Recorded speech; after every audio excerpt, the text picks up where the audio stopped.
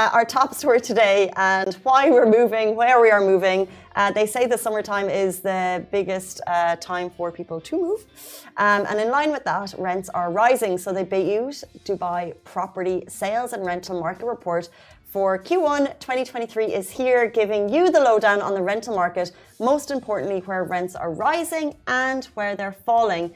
Now, the data shows, as you've guessed, that prices in demand areas have continued to increase, so it is a good time to be a landlord and a seller in Dubai.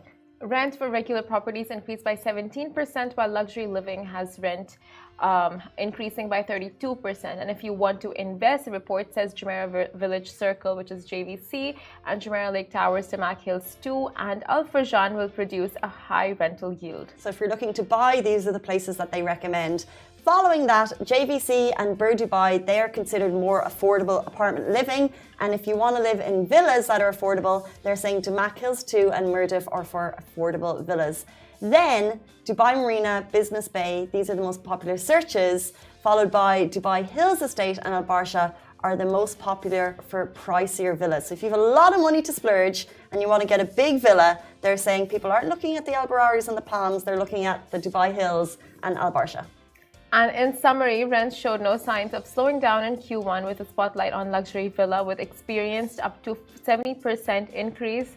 So with all of the, rental prices going up, for a fact that if you're looking to invest in a property to later rent it out, now is definitely a good time. And you can start on a good ballpark instead of when during COVID, people were just investing in properties and they had to rent it out for much lower prices and rates.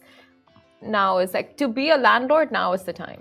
Well, it's interesting that you mention that because we're actually just coming back to pre-pandemic levels and a little bit above in terms of rental prices. So as a resident, you feel like it's a staggering increase in comparison to the prices that we were paying during COVID. However, it's actually just pre-COVID plus a little bit.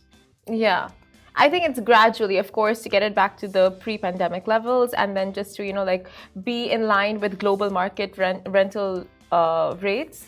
So it's all just gradually getting there. Yeah, and it's not stabilizing. It's still increasing in some areas now. The key figures and where they're seeing the biggest increases is the luxury property market. So that up to 70%, which is staggering. And some of the rates we have here. So for example, in Dubai Hills, the rental cost for a 4-bed to 6-bed increased from by 2% to 26%, which is wild. But there are areas where rental property is decreasing. So actually in Q1 of this year, surprisingly, Palm Jumeirah, the rental prices stabilized, decreased, rather than continue to increase, which is what people would expect. So there are areas, I think also Jebel Ali, the rental prices have decreased. It just depends on the area. So look keenly at that report if you're looking for a move this summer.